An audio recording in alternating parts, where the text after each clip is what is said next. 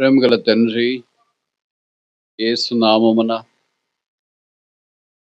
ఈ సాయంకాలం మీ పాదముల చుట్టూ చేరి వచ్చే అవకాశం మాకు అనుగ్రహించినందుకు స్తోత్రాలు చెల్లిస్తున్నాము. వినియేలు సౌజన్యంలో ఆదివారం నుండి ఆరంభించబడిన పరిచయ ధర్మం కొరకే మీకు స్తోత్రాలు. మీరు ఆయా సందర్భాల్లో వాడుకున్న పరిచారకులను బట్టి మిమ్మల్ని స్తుతిస్తున్నాము. మమ్మల్ని ప్రేమించి మా కొరకే మీరు మానవాకారాన్ని భూమి మీదకి దిగివచ్చి సిలువలో రక్తము కార్చి చనిపోయి సమాధి చేయబడి తిరిగి మూడవ దినాన్ని లేచి పరమందు ఆసీనుడు అయినందుకు స్తోత్రాలు చెల్లిస్తున్నాం. మేము నీ రాకడ కొరకు సిద్ధపరచబడినట్లు కొత్త నిబంధన సంఘ క్రమాన్ని అపోస్తుల కార్యాలు 2:42 వివరించినందుకు స్తోత్రాలు. మీ దాసుడు భగత్ సింగ్ గారు చదువుకునే వారిని ఆ సంఘ ప్రత్యక్షతలో సాగిపోవటానికి మీరు లేవనెత్తి బలపరిచి వాడుకుంటున్నందుకు స్తోత్రాలు. ఆ కాలంలో ఉన్న ఈ తరములో మమ్మను కూడా మీరు కరుణించి ఆ ఏర్పాటును అనుసరించి మేమును ముందుకు సాగిపోవటానికి చూపిన దయ కొరకే మీకు స్తోత్రాలు చెల్లిస్తున్నాం. మీ రూపంలోకి నీకు మార్చబడుతూ మీ వల్లే మేము జీవిస్తూ మిమ్మల్ని పోలి నడుచుకున్నట్లుగా మేము సిద్ధపరచబడటానికి మాకు ఇచ్చిన ఈ దైవోపదేశమును బట్టి, పరిశుద్ధాత్మ దేవుని బట్టి, సంఘ సహవాసమును బట్టి, సేవకులు, బోధకులు, కాపర్లు, ఉపదేశకులు, సువార్థికులు ఇలాగో ప్రతి ఆత్మ సంబంధమైన రిసోర్స్ను బట్టి మీకు స్తోత్రాలు చెల్లిస్తున్నా. ఇంతవరకు మీరు మాకు సహాయం చేసినందుకు స్తోత్రాలు. పాటల ద్వారా ఇచ్చిన ప్రోత్సాహాన్ని బట్టి వందనములు. మీ వాక్యము కూడా మా కొలది అనుగ్రహించండి. ఆన్లైన్లో జాయిన్ అయిన వారిని దయచేసి మీరు జ్ఞాపకం చేసుకోమని ప్రార్థన చేస్తున్నా. ముఖ్యంగా ఈ గ్రామస్తులు ఈ స్థలం మీటింగ్ పెట్టుకోవటానికి మాకు స్పేర్ చేసిన దాన్ని బట్టి స్తోత్రాలు.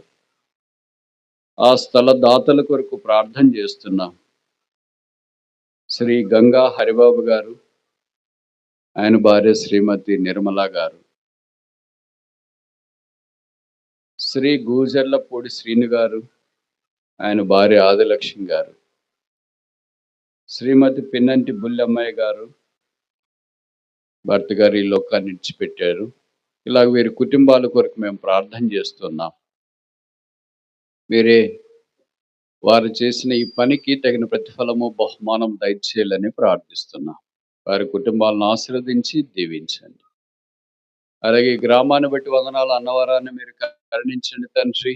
రైతులను, చేతి పని చేసుకునే వారిని, ఉద్యోగస్తులను, సామాన్యులను, స్త్రీలను, పురుషులను, చిన్నలను, పెద్దలను అందరినీ మీరు కరుణించి నీ వెలుగు ప్రకాశింపచేసి నీ ఆశీర్వాదము మేఘం కింద నుంచి నడిపించాలని ప్రార్థిస్తున్నా.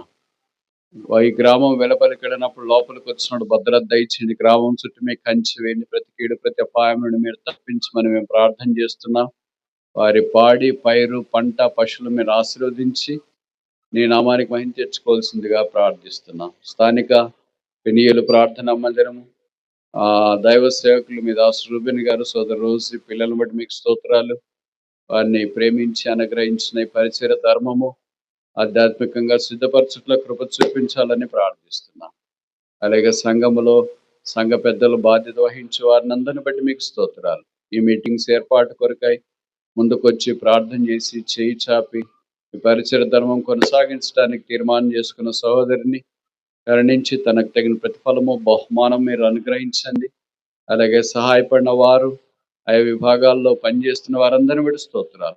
ముఖ్యంగా వంటగది ఇలాంటి పనుల్లో చాలా కష్టమైన ఎండ వేడిమున్న పరిస్థితులన్నీ ఇబ్బందికరంగా ఉన్న పగలపూట సహాయం చేసినారు. ఇప్పుడు రాత్రి కూడా మీరు సహాయం చేసి కృప చూపించాలని మేము ప్రార్థిస్తున్నాం. సమీప దూర ప్రాంతాల నుండి వచ్చిన పరిశుద్ధులు, సేవకులు, ఇతరులందరిని బట్టి మీకు స్తోత్రాలు. ఇలాగ మేము చేరువచ్చడం ద్వారా ఆ సంతోషం మీరు అధికం చేస్తున్నందుకు మీకు స్తోత్రాలు. ఇచ్చిన మంచి వాతావరణం కొరకై వందనాలు చెల్లిస్తున్నాం. మేము నీ సన్నిధిలో కూర్చుండి నీ మాటలు విని మేలు పొందినట్లుగా కృప చూపించండి. నన్ను మీ రక్తం చేతి కడిగి పరిశుద్ధపరచండి. ఆ సమయాన్ని మీరు ఆశీర్వాదకరంగా చేయమని యేసు ప్రభు నామమున స్తుతించి ప్రార్థిస్తున్నాము తండ్రి. ఆమేన్. ఋతు గ్రంథంలో దేవుని అదృశ్య హస్తము ఓ సామాన్యుల ఎంత అనంతమైన కార్యం చేస్తుందో ప్రస్తావించబడింది. ఋతు గ్రంథం అసమానమైన పుస్తకం. కనీసం 5 కారణాలు దాని కొరకై మనం పేర్కొనవచ్చు. మొదటిది, బైబిల్లో అన్యురాలైన, విధవరాలైన, నిరాకరించబడిన సామాన్యమైన స్త్రీ పేరట వ్రాయబడిన మొదటి పుస్తకం ఇది. రచయిత ఆమె కాదు, బహుశా ప్రవక్త అయిన సమూయేలు అయి ఉండవచ్చు అని బైబిల్ పండితుల అభిప్రాయం. సమూయేలు లాంటి ప్రవక్తను కూడా ఆధ్యాత్మికంగా పురుకొల్పటానికి ఆమె జీవితం, ఆమె భక్తి, ఆమె ప్రభు పక్షాన కలిగిన ఆధ్యాత్మిక వాంఛ, ఆశ ఎంతో గొప్పదిగా వాక్యంలో మనం గమనిస్తూ ఉన్నాం. రెండవ కారణం, ఈ రూతు గ్రంథము మరణముతో ఆరంభించబడుతుంది, పుట్టుకతో ముగించబడుతుంది. Starts with death and ends with birth. సాధారణంగా బైబిల్లో కొన్ని పుస్తకాలు మనం చూస్తే మరణంతో ఆరంభించబడి మరణంతోనే ముగించబడతాయి. ఉదాహరణకి యెహోషువ గ్రంథము మోషే మరణంతో ఆరంభించబడింది, యెహోషువ మరణంతో ముగించబడుతూ వచ్చింది. కూడా మత్తయి సువార్త చూస్తే యేసు ప్రభు యొక్క పుట్టుకతో ఆరంభించబడింది, యేసుక్రీస్తు ప్రభు యొక్క పునరుత్థానంతో ముగించబడింది. కానీ ఈ పుస్తకం అలా కాదు.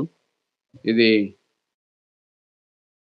నయోమి యొక్క కుటుంబంలోని పురుషులు మరణమొందుట, ఆ తర్వాత నయోమి కుటుంబంలోని స్త్రీ రూతు ద్వారా పుట్టుక ఈ పుస్తకం యొక్క ప్రత్యేకత. మూడవది, 2వ అధ్యాయం 12వ వచనంలో మనం చదువుకున్న మూల భాగము, ఆయన రెక్కల కింద సురక్షితముగా ఉండనట్లు నీవు వచ్చి ఉన్నావు. ఈ మాట బైబిల్ ఇదొక్కసారే ప్రస్తావించబడింది. అది రూతును గూర్చి ప్రస్తావించబడింది అన్న సంగతి మనకు పరిచయం.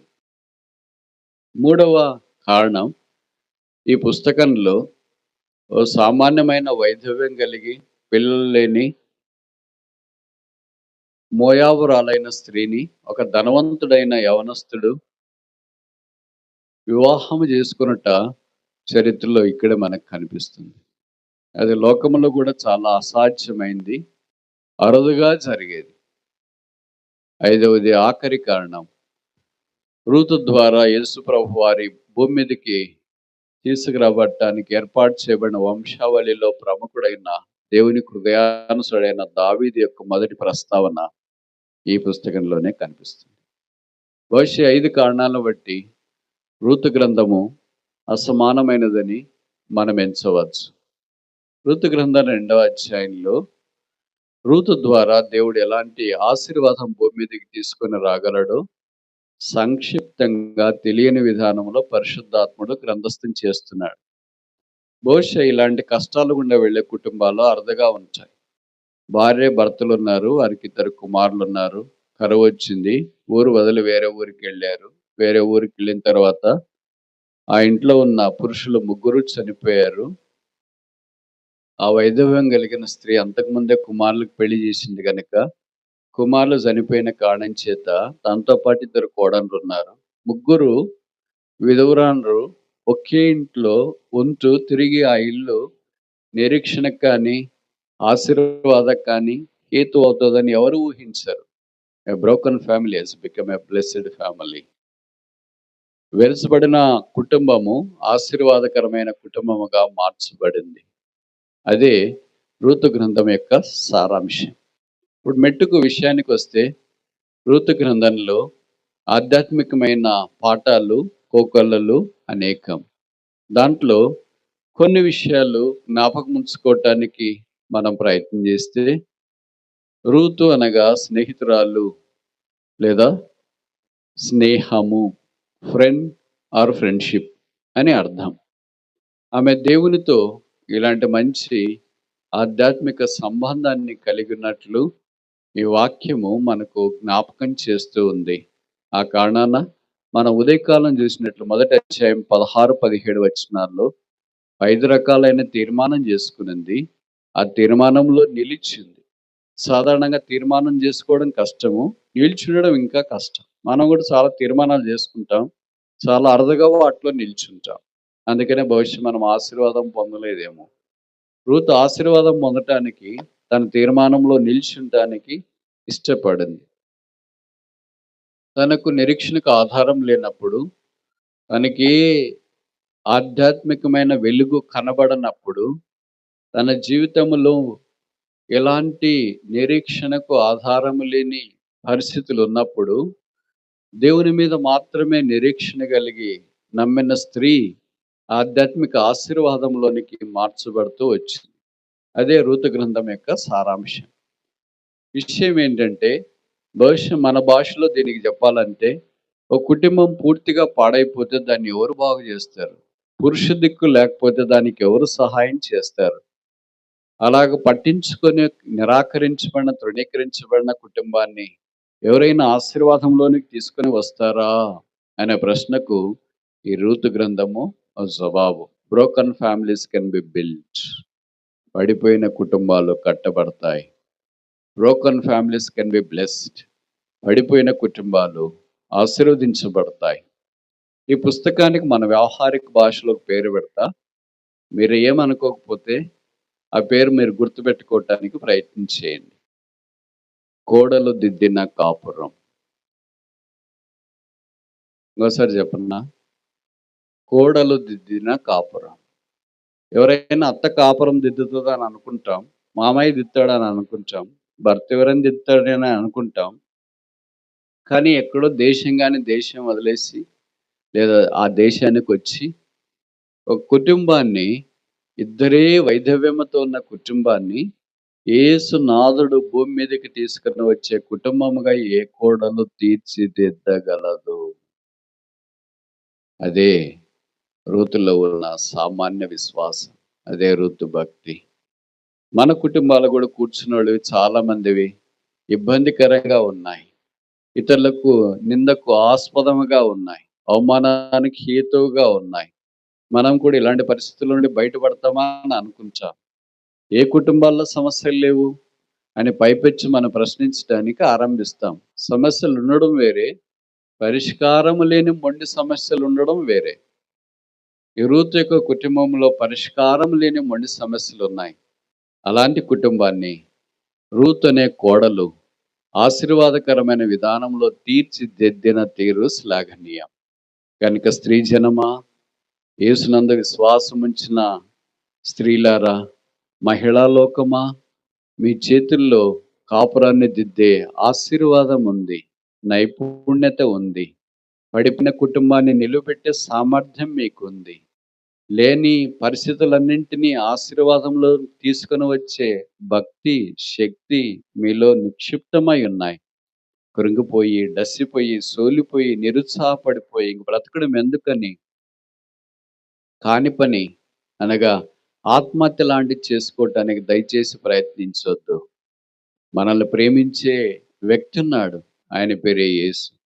ఆయన పాత నిబంధనలోనే రూతు ద్వారా అలాంటి కాపురాన్ని చక్కచేయగలిగితే, కొత్త నిబంధనలో యేసుక్రీస్తు యొక్క రక్తమును బట్టి, సిలువను బట్టి మన అన్ని జీవితాల్లో చక్కగా ఆశీర్వాదకరంగా మార్చగలడు. యేసుకు సమస్తము సాధ్యమే. అలాగే యేసు ప్రభు మీద ఆధారపడినప్పుడు ఎలాగో బహుమానము, ప్రతిఫలము, జీతము ఇవ్వగలడో కొన్ని సంగతులు మనం చూడటానికి ప్రయత్నం చేస్తాం. మీరు అనుమతిస్తే ఓ 5 సందర్భాల్లో ప్రస్తావించబడిన బహుమానాల సంపద వాక్యమును ఆధారం చేసుకుని చూస్తాం. మొదటిది ఫిలిప్పీ పత్రిక 3వ అధ్యాయము 14వ వచనం. Philippians chapter 3 verse 14. ఫిలిప్పీ పత్రిక 3వ అధ్యాయము 14వ వచనం.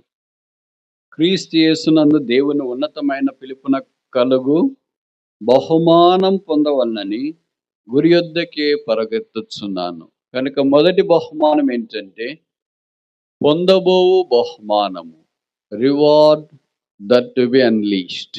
ఏ బహుమానం అది తెలియదు. కొన్నిసార్లు మనకు బహుమానం ఏంటో తెలుస్తుంది. ఉదాహరణకి సైన్స్లో గొప్ప శాస్త్ర వేత్తలు గొప్ప పరిశోధనలు చేస్తే వారికి ప్రపంచవ్యాప్తంగా గుర్తింపదగిన నోబెల్ ప్రైజ్ ఇస్తారు. సినిమాల్లో గొప్పగా నటిస్తే ఆస్కర్ అవార్డు అని ఒకటి ఇస్తారు. అంటే ఏం ప్రైజ్ వస్తుందో ముందే తెలుసు, ఒకవేళ దాంట్లో మనకు ప్రైజ్ వస్తే. అయితే ఇక్కడ అపోస్తలుడైన పౌలు రాస్తాడు, దేవుని ఉన్నతమైన పిలుపునకు కలుగబో బహుమానం పొందవలనని. అది ఏం బహుమానమో ఇక్కడ ప్రస్తావించలేదు. అది కిరీటాలు ఇవ్వనై ఉన్నాడా, లేకపోతే ఇంకా తెలియని విధానంలో వాళ్ళని సత్కరించినై ఉన్నాడా, ఘనపరిచినై ఉన్నాడా, వారి ద్వారా కొంత అధికారం అనుగ్రహించి 1000 ఏండ్ల పరిపాలనలో అద్భుతమైన విధానంలో వారిని పైవారిగా ఉంచాలని కోరుతున్నాడా? అలాంటి సంగతులు మాత్రం ఇక్కడ ఇదిమిద్దంగా రాసినట్లు మనం చూడం. కానీ కరుణా సంపన్నుడైన దేవుడు కాలము సంపూర్ణమైనప్పుడు అనాది కాల ఏర్పాటును అనుసరించి యేసుక్రీస్తు ప్రభు యందు విశ్వాసం ఉంచి ఆయన కొరకు ముందుకు సాగిపోవటానికి మనం ప్రయత్నించినప్పుడు ఆ ఉన్నతమైన పిలుపు, దేవుడు మనందరినీ పిలిచాడు. దేవుని ద్వారా పిలువబడటం అసలు మన ఊహకు జ్ఞానమునకు మించింది. మనం ఒక రాజకీయ నాయకుడు పిలిస్తే మనం ఎంతో సంతోషిస్తాం. ఒక దైవ సేవకుడు మనల్ని పేరు పెట్టి పిలిస్తే నా పేరు ఆయనకు తెలిసింది, ఎంతమందిలో నన్ను పిలిచినాడని చాలా సంతోషిస్తాం. ఒకవేళ మన కలెక్టర్ గారు వచ్చి మిమ్మల్ని పిలిస్తే చాలా సంతోషిస్తారు. మంత్రి గారు వచ్చి పిలిస్తే ఇంకా సంతోషిస్తారు. అలా గొప్ప నాయకులు మనల్ని పేరు పెట్టి పిలిస్తే ఎంతో సంతోషిస్తామే. ఇలాంటి ప్రపంచంలో దాదాపు 200 దేశాల్లో రాజులకు రాజు, ప్రభులకు ప్రభువు, లోకరక్షకుడైన యేసునాథుడు మనల్ని పేరు పెట్టి పిలిచాడు. ఇంకా ఎవరైనా యేసు ప్రభు యందు విశ్వాసం ఉంచకుండా, పాప క్షమాపణ పొందకుండా ఈ పిలుపులోనికి రాకుండా ఉంటే ఈ రాత్రి ఆ యేసును మేము మీకు జ్ఞాపకం చేస్తున్నాం.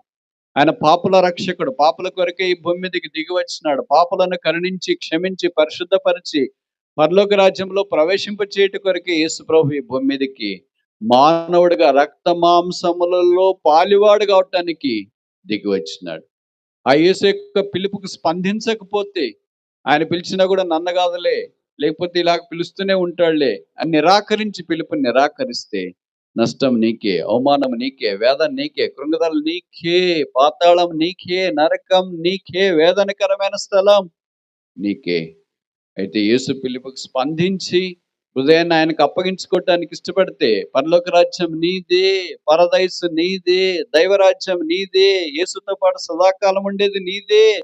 ఎందుకంటే బైబిల్ సెలవిస్తుంది, యేసు రక్తం ప్రతి పాపము నుండి మనల్ని కడిగి పవిత్రులుగా చేస్తుంది. కనుక ఈ రాత్రి ప్రభువైన యేసు యొక్క పిలుపుకు స్పందించకుండా ఉంటే, రక్షణ పొందకుండా, పాప క్షమాపణ మారుమనసు పొందకుండా ఉంటే ప్రభువైన యేసును స్వీకరించడానికి ఇష్టపడు. అలాంటి పిలుపును పొందిన మనము ఆ పిలుపుకి తగినట్లు జీవించాలి. అనేక సందర్భాల్లో మన పిలుపు ఒక రకంగా ఉంటుంది, మన జీవన శైలి ఒక రకంగా ఉంటుంది. పిలుపుకి తగినట్లు మనం స్పందించకపోతే మనము కలగబోయే బహుమానంలో పాలు పొందలేము. అందరికి బహుమానం ఇస్తుంటే మనం చప్పట్లు కొట్టాల్సిందే కానీ మన పేరు పిలిచే వాళ్ళు ఉండరు. మనం వెళ్ళి బహుమానం తీసుకోవడానికి కూడా ఎంత మాత్రం అవకాశం లేదు.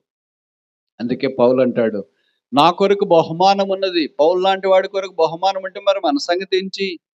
ఆయనకి చాలా పెద్ద బహుమానం అన్నా మనకు కొంత ఉండాలి కదా. ఆయనకు నోబెల్ ప్రైజ్ వచ్చినా మనకేదో రీజనల్ ప్రైజ్ అన్నా రావాలి కదా. స్టేట్ లెవెల్లో, డిస్ట్రిక్ట్ లెవెల్లో, తాలూకా లెవెల్లో, మండల లెవెల్ ప్రైజ్ అన్నా రావాలి కదా. కనుక అలాంటి ప్రైజ్ కొరకై, అలాంటి బహుమానం కొరకై యేసుక్రీస్తు ప్రభువు వారు మనల్ని సిద్ధపరిచిన ఆ పిలుపులో మనం పాలు పొందాలని కోరబడుతున్నాం. మొదటిది కలగబోవు బహుమానము. రెండవది చూస్తామా, పరిచయమైన వాక్య భాగంలో నుండి ఆదికాండం 15వ అధ్యాయం మొదటి వచనం. Genesis chapter 15 verse 1. ఆదికాండము 15వ అధ్యాయము మొదటి వచనం. ఆదికాండము 15వ అధ్యాయము మొదటి వచనం. Genesis chapter 15 verse 1. ఇవి జరిగిన తర్వాత యెహోవా వాక్యము అబ్రామునకు దర్శనమందు వచ్చి, అబ్రామా భయపడకుము, నేను నీ కేడెము, నీ బహుమానం అత్యధికమగునని చెప్పాను. I'm the exceeding great reward. ఆయన అత్యధికమైన బహుమానం. 14వ అధ్యాయంలో జరిగిన సంగతులను బట్టి ఈ సంగతులు జరిగిన తర్వాత అంటే ఏ సంగతులు? 14వ అధ్యాయంలో ఉన్న సంగతులు. 14వ అధ్యాయంలో ఉన్న సంగతులు ఏంటి? వాళ్ళ బంధువైన లోతు ఇతర అన్ని రాజుల చేత పట్టబడ్డాడు. అబ్రహాము ఆ పట్టబడిన లోతును విడిపించుట కొరకే వెళ్ళాడు. అన్ని రాజులను ఆయన జయించి లోతును విడిపించుకొని అక్కడి నుండి వచ్చినాడు. ఇప్పుడు అబ్రహాంకి భయమేసింది. విశ్వాస వీరునికి భయమేస్తదా? విశ్వాసులకు తండ్రికి భయమేస్తదా? కొంతమంది అంటారు కదా, నేను దేనికి భయపడను అని. అబ్రహాము లాంటోడికి భయమేస్తే మరి నువ్వు దేనికి భయపడవంటే నువ్వేమైండాలా? లోతయిండాలా. లోతుకి ఏం భయం లేదు. ఎందుకంటే శత్రువుకు కమ్మబడిన వానికి ఏం భయం ఉంది? భయము అనే మాట బైబిల్‌లో మొదటిసారి ఇక్కడే కనిపిస్తాం. ఫియర్ నాట్, భయపడవద్దు అనే మాట బైబిల్‌లో మొదటిసారి ఇక్కడే కనిపిస్తుంది. అది మొదటిసారి కూడా కనిపించేది ఎవరి దగ్గర? మామూలు సామాన్యమైన మనుషుల దగ్గర కాదు. విశ్వాసులకు తండ్రి అయిన అబ్రహాము లాంటి వాడి దగ్గర కనిపిస్తుంది. విజయశాలైన అబ్రహాము దగ్గర కనిపిస్తుంది. లోతు లాంటి వాడిని, బంధకముల్లో ఉన్న వాడిని విడిపించిన వాని దగ్గర కనిపిస్తుంది. మరి ఇప్పుడు ఆయనకు కలిగిన భయం ఏంటి? రాజులను జయించి లోతును తీసుకొని వచ్చినాడు గనుక. ఆ రాజులు ఊరికే ఉండరు కదా, వాళ్ళు మళ్ళీ ఏదో ఒకటి చేస్తారు. ఖతర్నాకులు ఉంటారు కదా కొంతమంది. కనుక వీళ్ళు మళ్ళా వచ్చి నా మీద దాడి చేస్తారేమో, నేనేమో వెళ్ళాను దేవుని నామాన్ని బట్టి జయం తీసుకొని వచ్చినాను, లోతు విడిపించబడ్డాడు, ఇప్పుడు వారందరూ కలిసి తిరుగుబడితే నాకెవరు సాయం చేస్తారు, నాకెవరు మేలు చేస్తారు, నన్నెవరు పట్టించుకుంటారు అనే భయం అబ్రహాంకి ఎక్కడో వచ్చింది. మనిషి అయిన తర్వాత ఖచ్చితంగా భయం ఉంటుంది. భయం రకరకాలుగా ఉంటుంది. కొంతమందికి చీకటి అంటే భయము, బొద్దింకలు అంటే భయము, బల్లి అంటే భయము, కరెంటు పోతే భయము, పాములు చూస్తే భయము, కొంతమందికి దయ్యాలు చూస్తే భయము, కొంతమందికి వాళ్ళని చూస్తేనే భయము. ఇలాంటి వాళ్ళు రకరకాల మనుషులు ఉంటారు. పగలు భయపడే వాళ్ళు ఉన్నారు, రాత్రి భయపడే వాళ్ళు ఉన్నారు, ఇంట్లో భయపడే వాళ్ళు ఉన్నారు, పొలాల్లో భయపడే వాళ్ళు ఉన్నారు, మందిరాల్లో భయపడే వాళ్ళు ఉన్నారు, మనిషిని చూసినా భయపడే వాళ్ళు చాలా మంది కనిపిస్తూ ఉంటారు. సైకాలజిస్ట్ ఏం చెప్తున్నారంటే దాదాపు 100 భయాలు ఉంటాయంట ఒక మనిషిలో. ఒక మనిషిలో 100 భయాలు ఉంటాయి. మనలో చాలా మట్టుకుండే భయాలు ఏంటంటే, యవనస్తులు అంటే పరీక్షల భయము, ఒకవేళ పరీక్షలు రాసిన తర్వాత ఉద్యోగ భయము, ఉద్యోగం వచ్చిన తర్వాత అధికారుల భయము, తర్వాత పెళ్లి భయము, భార్య వస్తుందని భయపడే వాళ్ళు ఉంటారు, భర్త వస్తున్నారని భయపడే వాళ్ళు ఉంటారు. కొంతమంది ఉద్యోగం చేసే భర్తలు ఆఫీస్ కిందలో నుండి సాయంకాలం 5 దాటినా కూడా ఇంకా ఆఫీస్‌లోనే ఉంటారు. ఏం సార్ వెళ్ళలేదంటే, వెళదాం సార్, ఇంట్లో కూడా ఏం పని చేసేది లేదు కదా సార్ అని. కొన్ని రోజుల తర్వాత తెలిసిన సంగతి ఏంటంటే, ఇంటికి పోవాలంటే ఆయనకి భయమేస్తుంది. ఇలాంటి వాళ్ళు కొంతమంది ఉంటారు. భార్యలు కూడా భయపడేవాళ్ళు చాలా మంది ఉంటారు. అటు ఇటు భర్త తాగేసొచ్చి కొడతాడని, ఏం చేయలేక, తోచలేక పక్కనోళ్ళ ఇల్లు, పరిచయమైన వాళ్ళ ఇల్లు ఉంటుంది. ఏంటమ్మా పోలేదంటే, ఏం పోతాం ఇంటికి, ఇంటికెళ్తే ఆయన తాగేసొచ్చుంటాడు, సావగొడతాడు. ఏం బతకాలనే ఆశ కూడా నాకు లేదు. భర్త అంటే భయపడేవాళ్ళు, భార్య అంటే భయపడేవాళ్ళు, పిల్లలంటే భయపడేవాళ్ళు. ఇలాగ రకరకాల భయాలున్నాయి. కొంతమందికి ఆర్థిక భయాలున్నాయి. అంటే డబ్బులు లేవు గదా ఎలాగా అని. కొంతమందికి భవిష్యత్తును గురించిన భయాలున్నాయి. భవిష్యత్తు ఎలాగా? ఎక్కడుంటామో, ఏం చదువుతామో, ఏ ఉద్యోగం వస్తదో, ఎవడు పెళ్లి చేసుకుంటామో, ఎలాగ పిల్లలైతారో, ఇలాగ రకరకాలైన భయాలు మనిషిని ఆవరించున్నాయి. అయితే ప్రభు మనకిచ్చే సందేశం ఏంటంటే, భయపడకము, ఫియర్ నాట్.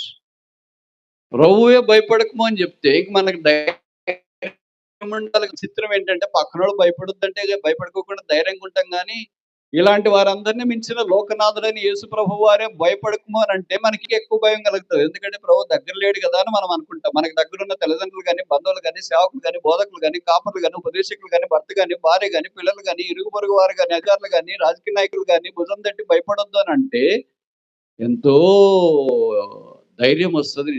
ఎంతో నిమ్మళము అయిన మనస్సొస్తది. కానీ ఎవ్వరు లేకుండా దేవుడే మన దగ్గరకొచ్చి భయపడకమని వాక్యం ద్వారా చెప్తా ఉంటే, క్యాలెండర్ వాక్యమో, లేకపోతే వాల్ టెక్స్ట్‌లో వాక్యమో, బైబిల్‌లో వాక్యమో, తర్వాత టెక్స్ట్ వచ్చిన వాక్యమో, ఎస్ఎంఎస్ వచ్చిన వాక్యమో భయపడకమని ప్రభువే చెప్తుంటే మనం భయపడతాం. ఎందుకంటే ప్రభు ఇలాగే చెప్తుంటాడులే, ఆయనేం దగ్గర లేడు కదా అని అనుకుంటాం. దగ్గరున్న మనిషి చేసే సహాయం కంటే దూరంగా అదృశ్యంగా కనబడకుండా ఎవడును సమీపింపరాని మహామహిమల అమరత్వము కలిగి యేసుక్రీస్తు ప్రభువు వారు నివసిస్తున్నాడు. ఆయన చేసే సహాయం మానవ జ్ఞానమునకు మించింది.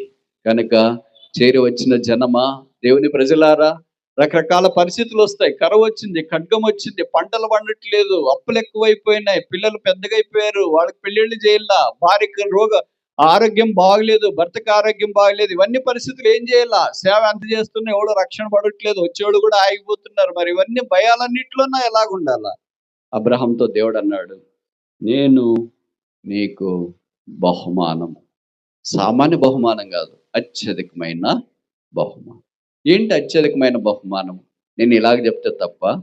తప్పు కాదనుకుంటా. ఎలాగ చెప్పబోతున్నానంటే, అబ్రహాము నేను భయపడుతున్నాను. ఎందుకంటే ఒకవేళ నన్ను చంపేసినారనుకో. ఇంక మీరు నాకు వాగ్దానం చేసినారు గదా! నేను నిన్ను ఆశీర్వదిస్తా. నువ్వు ఆశీర్వాదంగా ఉంటావని. ఇక నన్ను చంపేస్తే ఎలాగ నేను ఆశీర్వాదంగా ఉంటా? కనుక దేవుని వాగ్దానం నెరవేరదేమో అన్నట్లుగా అబ్రహాము రకరకాలైన కలవరంలో ఉంటాడేమో. కానీ ఇప్పుడు దేవుడేమన్నాడంటే అబ్రహాముతో, "అబ్రహామా నీకేం కావాలా? బహుమానం అంటే కొడుకే గదండీ!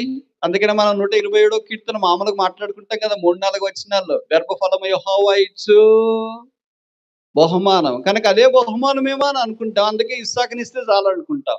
కానీ దేవుడు అబ్రహాం దగ్గరికొచ్చినాడు. "అబ్రహామా నీకేం బహుమానం కావాలంటావు? నాకు కొడుకునిస్తే చాలు. మిగతావన్నీ తర్వాత చూసుకుంటా. నాకు కొడుకు గావాలా, కొడుకు గావాలా, కొడుకు గావాలా అదే నాకు బహుమానం." అప్పుడు దేవుడు అబ్రహాంతో ఏమన్నాడంటే, ఈళ్ళు చెప్తే తప్పు కాదనుకుంటా. ఏమన్నాడంటే, "అబ్రహామా నీకు కొడుకు కంటే ఎక్కువ ఎవరన్నా ఉన్నారా?" ఎవరు లేరు ప్రభువా. నీకు కొడుకు పుట్టిన తర్వాత ఇంకేం గావాలా? ఇంకేమొద్దు. ఇప్పుడు దేవుడు అన్నాడు అబ్రహాంతో, "నేనే నీ కడుపులో పుట్టనా?" ఇంకోసారి చెప్పనా? "నేనే నీ కడుపులో పుట్టనా?" ఇప్పుడు చెప్పు, నీ కుమారుడైన ఇస్సాకు నీకు బహుమానమా? నేను నీకు బహుమానం. ఇది నేను చెప్పిన మాట కాదు. మన్నించండి. మత్తయి సువార్త మొదటి అధ్యాయం మొదటి వచనంలో అబ్రహాము కుమారుడైన దావీదు కుమారుడైన యేసుక్రీస్తు వంశావళి. ఇప్పుడు యేసుక్రీస్తు ఎవరి గర్భంలో నుండి బయటకొచ్చినాడు? అబ్రహాము యొక్క వంశావళిలో నుండి ఆయన బయటకొచ్చినాడు. కనుక అబ్రహాం యొక్క వంశావళిలో నుండి యేసు ప్రభువారు బయటకొచ్చిన తర్వాత అంతకంటే బహుమానం ఇంకేం కావాలి? What blessing is more than that?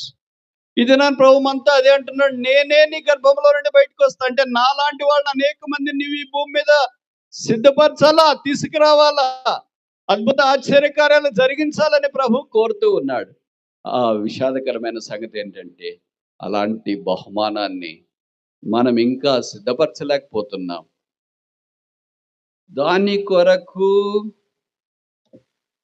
అవసరమైన విధానములో స్పందించలేకపోతున్నాం. There is no greater reward other than a person called Jesus Christ. యేసుక్రీస్తు ప్రభు కంటే ఎక్కువైన గొప్ప బహుమానము ఏదియూ లేదు. మూడవది చూస్తామా? హెబ్రీ పత్రిక 10వ అధ్యాయం. Hebrews chapter 35. హెబ్రీ 10:35.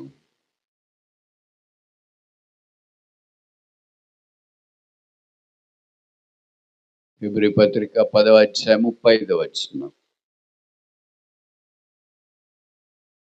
కాబట్టి మీ ధైర్యమును విడిచిపెట్టకుడి, దానికి ప్రతిఫలముగా గొప్ప బహుమానము కలగు. మొదటి బహుమానం ఏంటి? కలగబోవు బహుమానం. రెండవ బహుమానం ఏంటి? అత్యధికమైన బహుమానం. మూడవ బహుమానం ఏంటి? గొప్ప బహుమానం. ఎందుకు ఈ గొప్ప బహుమానం ఏంటో మరి తెలియదు. ఇది కూడా ఇక్కడ రాయలేదు. కానీ రాయబడిన వాక్యం ఏంటంటే, ఆ గొప్ప బహుమానం రావాలా లేదా పొందాలంటే మనం ఏం చేయాలా అనే ప్రశ్న ఉంటే జవాబు ఇక్కడ రాశారు. ధైర్యమును విడిచిపెట్టొద్దండి. అంటే అర్థం ఏంటి?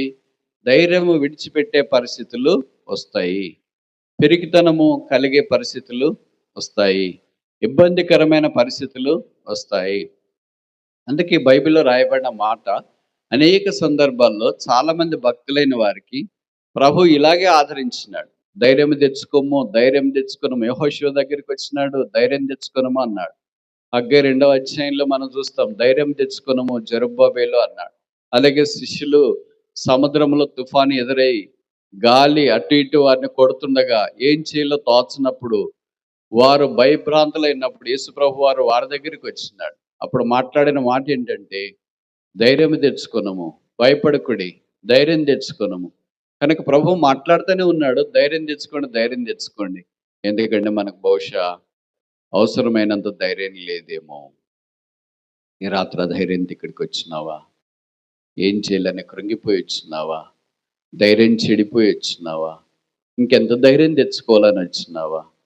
ఇంట్లో సమస్యలు, పోరాటాలు, అప్పులు, పేదరికము, కన్నీరు, బాధ, వేదన, రకరకాల సమస్యలతో పోరాడి భవిష్య ఇక్కడికి వచ్చింటే యేసుప్రభు వారు మనకిచ్చే సందేశం ఏంటంటే ధైర్యం తెచ్చుకున్నది, దానికి ప్రతిఫలముగా కలుగబోవు గొప్ప బహుమానము మన కొరకై సిద్ధపరచబడి ఉంది. 4 చూస్తామా?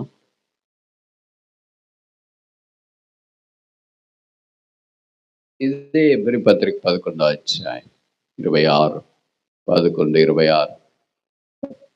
ఎబ్రీ పత్రిక 11వ అధ్యాయము 26వ వచనం.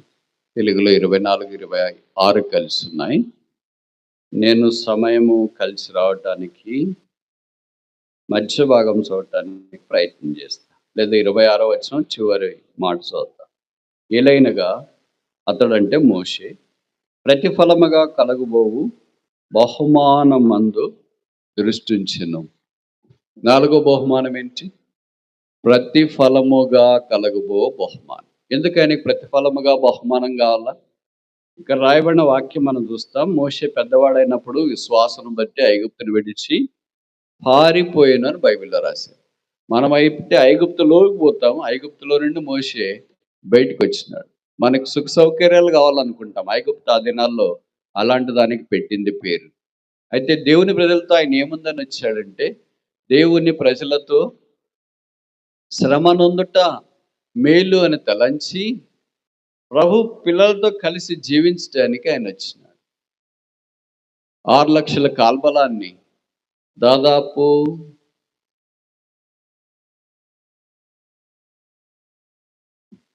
40 సంవత్సరాలు మోషే వారిని నడిపించి భద్రపరిచి సంరక్షించి యేసు ప్రభువు లేదా దేవుని నామాన కాపాడినట్లు వాక్యంలో మనము గమనిస్తున్నాం. కనుక ఆత్మీయంగా మనం పెద్దవారైనప్పుడు, ఆత్మ సంబంధమైన విషయాల్లో మనం ముందుకు సాగిపోవటానికి ప్రయత్నించినప్పుడు ప్రభువు మనల్ని విడిచిపెట్టాడు. దానికి ప్రతిఫలముగా ఆయన బహుమానం సిద్ధం చేస్తున్నాడు. ఆయన బహుమానాలు మన ఊహకు జ్ఞానమునకు మించినవి. ఇలాంటి 4 బహుమానాలు ప్రభు మనకి ఏం సిద్ధం చేసినాడో చూసాము. ఇప్పుడు 5వ చూసి ముగించడానికి ప్రయత్నం చేస్తాం. రూతు గ్రంథం మన వాక్య భాగం 2వ అధ్యాయము 12వ వచనం. రూతు గ్రంథం 2వ అధ్యాయము 12వ వచనం. యెహోవా నీవు చేసిన దాని ప్రతిఫలం ఇచ్చును, ఇశ్రాయేలు దేవుడైన యెహోవా రెక్కల కింద సురక్షితముగా నుండినట్లు నీవు వచ్చితివి, ఆయన నీకు సంపూర్ణమైన బహుమానం. ఇప్పుడు 5 బహుమానాలు. మొదటిది ఏంటి? కలగబోవు బహుమానం. రెండవది ఏంటి? అత్యధికమైన బహుమానం. మూడవది ఏంటి? గొప్ప బహుమానం. 4వది ఏంటి? 5వది ఆఖరిది ఫుల్ రివార్డ్. ఫుల్ రివార్డ్ అంటే కొంచెం కూడా తగ్గించేది లేదు. పూర్తిగా ఎంత రావాలో అంతే, ఎంత జీతం రావాలో అంత జీతం, నో కట్టింగ్స్. అంటే ఇన్కమ్ ట్యాక్స్ లేదు, జీటీస్ లేదు, హౌస్ ట్యాక్స్, ఇలాంటి ఏ ట్యాక్స్ లేకుండా ఫుల్ ఎంత వస్తుందో అంత టేక్అవే, అంటే పూర్తిగా దాన్ని వాడుకోవచ్చు. ప్రభు వారి కొరకు మనం జీవించినప్పుడు ప్రభు అలాగే మనకు పూర్తిగా అనుగ్రహించాలని కోరుతున్నాడు. ఇప్పుడు సంగతి ఏంటంటే, రూతు యేసుక్రీస్తు ప్రభు యందు విశ్వాసం ఉంచి లేదా దేవుని యందు విశ్వాసం ఉంచి మోయాబులో నుండి బయలుదేరి యూదా దేశ బెత్లెహేంలోకి వచ్చింది. ఎందుకంటే వాళ్ళంతా ఆపోజిట్గా ప్రయాణం చేసింది, వ్యతిరేకంగా. వాళ్ళ అత్తగారు యూదా దేశ బెత్లెహేంలో నుండి మోయాబులోనికి ప్రయాణం చేసింది. రూతు మోయాబులో నుండి యూదా దేశ బెత్లెహేంలోనికి ప్రయాణం చేసింది. అత్త ప్రయాణం చేసేటప్పుడైతే భర్త కుమారులు ఉన్నారు. రూతు ప్రయాణం చేసేటప్పుడైతే వైధవ్యమ కలిగిన అత్తగారు ఉన్నారు, తానుంది. అత్త ప్రయాణం చేసేటప్పుడైతే కరువు వచ్చింది కనుక వెళ్ళారు. ఇప్పుడు రూతు ప్రయాణం చేసిందైతే మోయాబు సమృద్ధి ఉంది, అయినా అక్కడి నుండి బయలుదేరి వచ్చినారు. అత్త నయోమి ప్రయాణం చేసేటప్పుడైతే తన చుట్టుపక్కల అందరూ బహుశా అలాంటి మార్గంలో లేకపోయినా ఆమె ఒక్కటే ప్రయాణం చేయటానికి ఇష్టపడింది. రూత్ అయితే తన తోబుట్టువులు, బంధువులు వారందరూ ఉన్నారేమో, కానీ వారందరినీ విడిచి రావటానికి ఇష్టపడింది. నయం అయితే ఎవరిని విడిచిపెట్టి వెళ్ళినట్లు వాక్యంలో మనం గమనించము. కానీ రూత్ అయితే అందరిని విడిచిపెట్టేసి ఇక్కడికి వచ్చింది. ఇప్పుడు రూత్ ఆత్మీయురాలా? వాళ్ళ అత్తైన నయమే ఆత్మీయురాలు. అత్త ఆత్మీయురాలా? కోడలు ఆత్మీయురాలా? యూజువల్‌గా ఎవరు ఆత్మీయులుగా ఉంటారనుకుంటారు మీరు? కోడలు ఆత్మీయులుగా ఉంటారని అనుకుంటారా? అత్త ఆత్మీయురాలుగా ఉంటారని అనుకుంటారా? అత్త గ్రూప్ ఉండే వాళ్ళంతా అత్తల ఆత్మీయులు అనుకుంటారు. కోడన్ర వైపు గ్రూప్ ఉండే వాళ్ళంతా కోడన్ర ఆత్మీయులు అనుకుంటారు. ఇప్పుడు నేను ఒక ప్రశ్న అడుగుతా, జవాబు చెప్పండి. ఎందుకు ఇది రూతు గ్రంథం అని పెట్టారు? నయోమి గ్రంథం అని ఎందుకు పెట్టలేదు? ఇక్కడే మనకు అర్థమవుతుంది కదా, వాళ్ళిద్దరిలో ఎవరు ఆత్మీయులు అనేది పరిశుద్ధాత్మ దేవుడే తీర్మానం చేసినాడు. నయోమి కంటే రూతు ఆత్మీయమైనది, నయోమి త్యాగం కంటే రూతు త్యాగం గొప్పది, నయోమి ప్రయాణం కంటే రూతు ప్రయాణం గొప్పది, నయం విశ్వాసం కంటే రూతు విశ్వాసం గొప్పది, నయోమి నిరీక్షణ కంటే రూతు నిరీక్షణ గొప్పది, నయోమి యొక్క నమ్మకం కంటే రూతు నమ్మకం గొప్పది. నయోమి తన కుటుంబాన్ని మానవుతో ముంచింది, రూతు తన కుటుంబాన్ని పుట్టకతో ఆశీర్వాదంలోనికి తీసుకొని వచ్చింది. కోడలు దిద్దిన కాపురం గనక ఈ పుస్తకానికి కోడలు పేరు పెట్టాడు పరిశుద్ధాత్మ దేవుడు. అదే రూతు. మీ ఇంటికి ఎవరి పేరు? మీకు ఎవరి పేరు? మోయాబులో నుండి యూదా దేశం బెత్లెహేములోనికి రావడం చాలా కష్టము. కానీ యూదా దేశంలో నుండి మోయాబులోనికి వెళ్ళడం కూడా చాలా కష్టం. దానికి దాదాపు 30 మైళ్ళు, అంటే 50 కిలోమీటర్లు ఉంటుంది. ఈ 50 కిలోమీటర్లు ప్రయాణం చేయాలంటే మధ్యలో ఏంటంటే యోర్దాన్ నది ఒకటి ఉంటుంది. ఆ నది దాటిపోవాలి. ఆ నది దాటే మన పితరులు ఎక్కడికి వచ్చారు? వాగ్దాన దేశంలోనికి వచ్చారు ఇశ్రాయేలీలు. అది నది దాటుతున్నారంటే యెహోషువ కాలంలో వాళ్ళు నది దాటి వచ్చారు కదా. దాని అర్థం ఏంటంటే యోర్దాన్ అనగా డిసెండర్, దిగి వెళ్ళుట. దేంట్లోకి వాళ్ళు దిగారంటే యేసుప్రభు యొక్క మానము భూస్థాపనలోనికి వారు తమను తాము అన్వయించుకున్నారు. తిరిగా యోర్దాన్లో నుండి బయటకు వచ్చిన తర్వాత యేసుప్రభుతో కూడా తమను తాము పునరుత్థానం యొక్క అనుభవంలోనికి వారు తీసుకున్నారు. ఇప్పుడు అలాగ చేసి ఇశ్రాయేల్ అయిన వారు యోర్దాను దాటి కనాన్లోనికి వస్తే ఈ నయోమి వారి కుటుంబం అంతా అదే యోర్దాను దాటింది. అంటే అర్థం ఏంటి? యేసుప్రభు మానం మాకొద్దు, యేసుప్రభు భూస్థాపన మాకొద్దు, యేసుప్రభు యొక్క పునరుత్థానం మాకొద్దు, మాకు లోకమే కావాలని అదే యోర్దాను దాటి వారు మోయాబులోనికి వెళ్ళారు. ఇప్పుడు రూతు ఏం చేసిందంటే, యేసు మరణం కావాలా, యేసు భూస్థాపన కావాలా, యేసు పునరుత్థానం కావాలనే దాటి యోర్దాను దాటి వస్తా. అందుకే తెలుగులో ఒక పాట ఉంది కదా, దాటుము యోర్దాను. యోర్దాను దాటకపోతే ఆమె యూదా దేశం బెత్లెహేములోనికి రాలేదు. యేసు లేకుండా పరలోకం యొక్క అనుభవంలోనికి రాలేము. యేసే మార్గం, యేసే సత్యం, యేసే జీవం. అందుకనే రూతు నయోమి మోయాబులో నుండి బయలుదేరి యూదా దేశ బెత్లెహేములోనికి అవలకోత కాలమన వచ్చింది. మీరు ఊహించండి, ఇద్దరు వైదవ్యం కలిగిన వాళ్ళు అక్కడి నుండి రోడ్లో మీ ఊరికి వస్తుంటారు అనుకోండి, ఎవరు పలకరించుకుని ఉంటారా వాళ్ళు దారిలో? ఎవరు పలకరించరా? ఇప్పుడంటే మీకు ఆటోలు ఉన్నాయి, కార్లు ఉన్నాయి, ఎవరు పలకరించరు అనుకో. నడిచిపోయేటట్లయితే పలకరిస్తారు కదా. ఎవరు నయం ఉన్నట్టుంది, పక్కన అమ్మాయి ఎవరు కొత్తకున్నట్టుంది, మా ఊరికి ఎప్పుడు వచ్చినట్లు లేదే, ఎవరు నయమితో మాట్లాడుతుంటారేమో. ఎవరక్క అమ్మాయి? ఏం చెప్పమంటావు? కోడలు. మరి కొడుకులు ఏమయ్యారు? అన్నేమయ్యాడు? ఇలాగ ఊరికి వచ్చేలాగా ఎంతమంది పలకరిస్తారు పల్లెటూరులో? ఇవన్నీ వాళ్ళు దాటుకొని వచ్చినారు. అందులో కోతకాలంలో వచ్చినారంటే పొలాల్లో వాళ్ళు పని చేసే వాళ్ళంతా ఉంటారు కదా, కూలోళ్ళు. వాళ్ళంతా అడుగుతూ ఉంటారు కదా, చూస్తూ ఉంటారు కదా. వాళ్ళు పని చేస్తున్నప్పుడు పని మీద ధ్యాసతో పని చేసేవాళ్ళు తక్కువ, ఓనర్స్ తప్ప. మిగతా వాళ్ళంతా అటు ఇటు చూస్తుంటారు. అంటే ఒప్పందం చేసుకున్నాడు కాదు. కనుక వీళ్ళు ఎవరో వస్తుంటే కొత్తగా వచ్చినారని బహుశా అంతదాకా కోసేవాళ్ళు, బార్లీ కోసేవాళ్ళు ఒకసారి పైకెత్తి కళ్ళు చూస్తున్నారేమో, ఎవడు వీళ్ళు ఇద్దరు స్త్రీలు ఇట్లా వస్తున్నారని. ఇప్పుడు నేను ఒక ప్రశ్న అడుగుతా, జవాబు చెప్పండి, తొందరగా ముగిస్తాం. ఆ దినాన యూదా దేశ బెత్లెహేములోనికి ఎంతమంది ప్రయాణం చేసి వచ్చినారు మోయాబులో నుండి? నా ప్రశ్న మీకు అర్థమైందా? మోయాబు దేశంలో నుండి యూదా దేశ బెత్లెహేములోనికి ఎంతమంది ప్రయాణం చేసి వచ్చినారు? ఇద్దరా? Ruth Naomi. ఇప్పుడు నేను చెప్తా, ఇద్దరు కాదు ముగ్గురని. ఎట్లని మీరు అంటారు కదా, ఇట్లా చెప్తే తప్ప? నేను ఇట్లంటే ఎట్లా? ఆ దినాన రూతు వైదవ్యం కలిగి అతనితో పాటు మోయాబులోనికి వచ్చేటప్పుడు తన గర్భములోని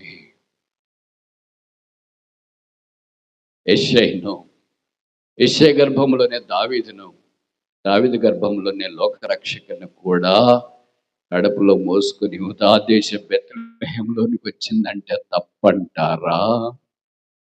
కన్యైన మరియ పరిశుద్ధాత్మ ద్వారా గర్భము ధరించి యేసుక్రీస్తు ప్రభువు వారిని బెత్లెహేములోనికి తీసుకుని రాకమునిపే మరియ వంశావళిలోనికి అనగా యోసేపు వంశావళిలోనికి దావీదు వంశావళిలోనికి చేర్చబడే ఈ రూతే మొట్టమొదటి యేసునాథుని తన గర్భమందు మోసుకుని యూదా దేశం బెత్లెహేములో అడుగుపెట్టిందంటే తప్ప.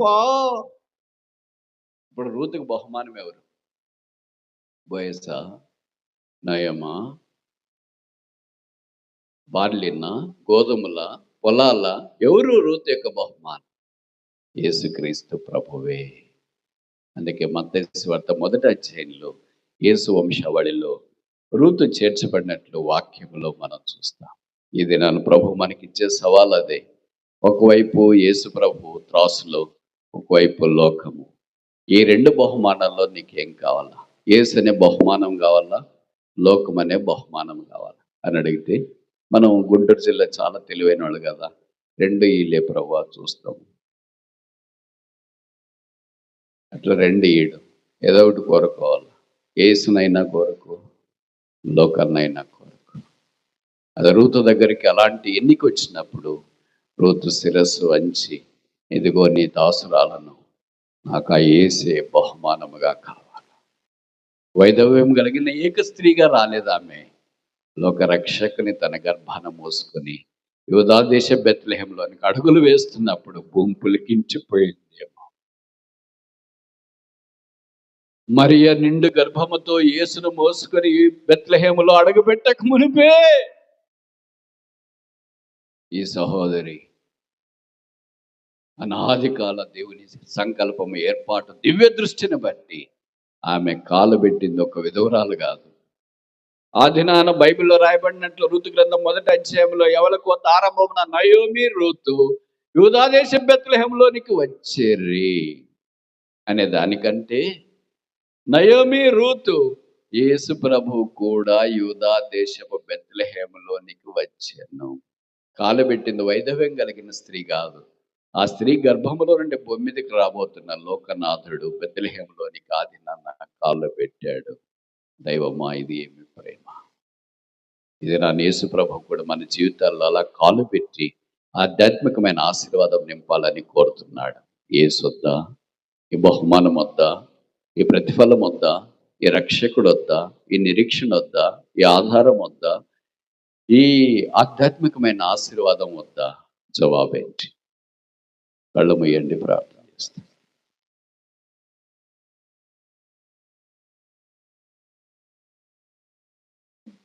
అటు ఇటు చూడొద్దు. ముగించినైనా బహుశా జీవితంలో ఓడిపోయావేమో, ఏకాకి అయ్యావేమో, ప్రియమైన వారిని కోల్పోయావేమో, ఏడ్చి ఏడ్చి కళ్ళు నీళ్లు లేకుండా అయిపోయావేమో, శరీరం అంతా బక్క చిక్కిపోయావేమో, నిరీక్షణకు ఆధారం లేదేమో.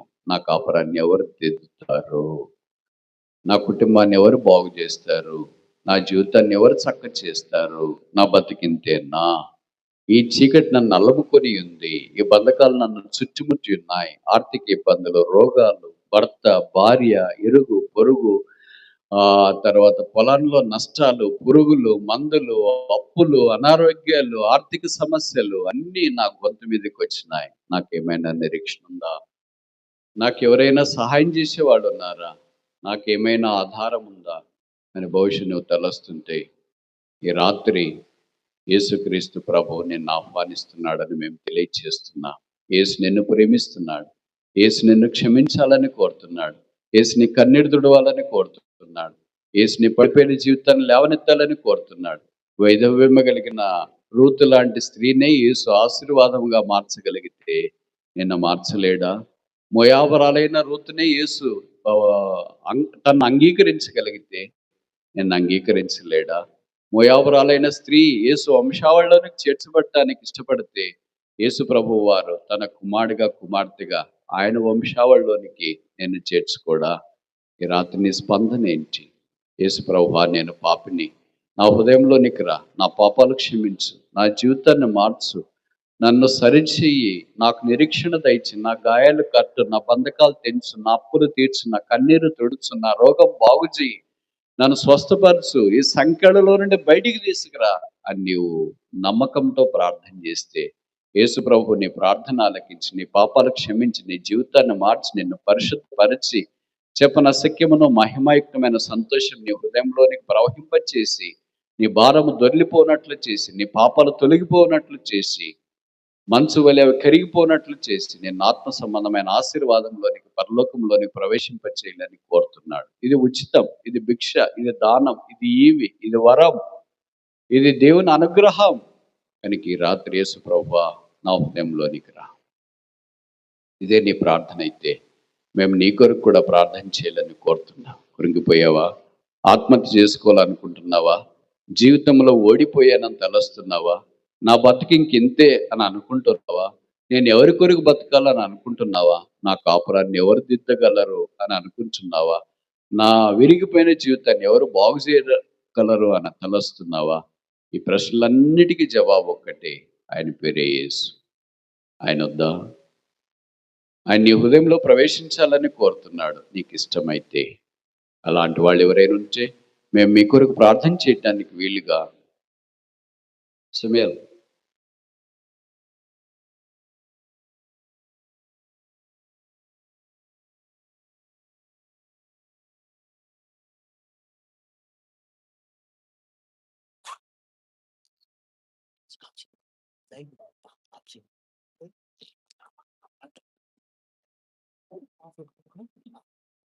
ఆయన యేసునందు విశ్వాసం ఉంచాలని ఇష్టపడితే మేము మీ కొరకు ప్రార్థన చేయటానికి వీలుగా